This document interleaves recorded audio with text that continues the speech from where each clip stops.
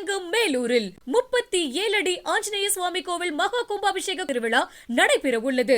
நாள் 25/3/2026 புதன்கிழமை. நியூஸ் 7 தமிழ் செய்தி எதிரொலியாக சென்னை மாநகராட்சி மண்டலம் 9வது வார்டு வீரபத்ரன் தெரு சாலையில் இருந்த கட்டிட கழிவுகள் அகற்றப்பட்டன. இது தொடர்பான முழுமையான விவரங்களோடு எமது செய்தியாளர் அன்பழகன் களத்திலிருந்து இணைகிறார். அன்பழகன், முழுமையான கள நிலவரங்கள் என்ன?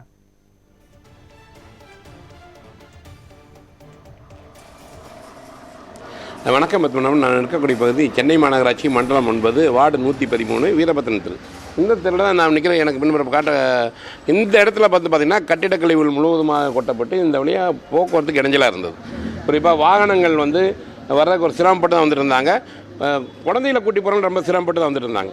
நம்ம இது குறித்து உடனடியாகவே செய்தி வெளியிட்டிருந்தோம். மாநகராட்சி அதிகாரிகளிடமே நம்ம பேசியிருந்தோம். பேசின உடனே இந்த இடத்துல எல்லா கட்டிட கழிவுகளும் அகற்றப்பட்டிருக்காங்க. நம்ம இது குறித்து நம்மிடம் தகவல் தெரிவித்த அந்த நண்பர்களும் பக்கத்தில் இருக்காங்க.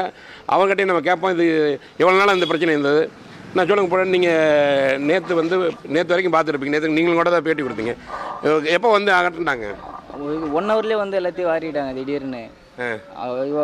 இது 1 மாதமாக அப்படியே தான் கடந்துச்சு. ஆமாம், 1 மாதம் மேலே ஆயிடுச்சு. யாரும் எந்த இதுவுமே பண்ணவே இல்லை.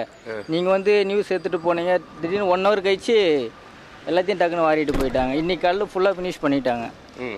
திரும்ப அதுவும் போட ஆரம்பிச்சிட்டாங்க.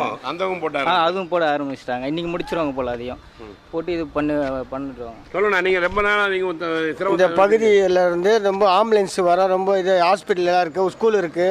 2 மாதமாக ரொம்ப பிரச்சனையாக இருந்தது. ரபிஸை வாரி கொட்டி 1 மாதம் ஆகுது, எடுக்கலை. 8 மணிக்கு நியூஸ் சேனல் ரிப்போர்ட் எடுத்தாங்க.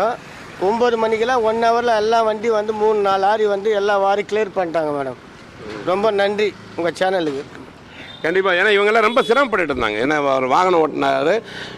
இது முழுவதுமாகவே இந்த பாதி வரைக்குமே இந்த ரோட்டில் இந்த கட்டிட கழிவு இருந்தது. அதே போல் இன்னொரு சாலைகள் அந்த இடையில ஒரு பிட்டு போடாமல் இருந்தாங்க. அதனாலேயே பொதுமக்கள் ரொம்ப சிரமப்பட்டு இருந்தாங்க.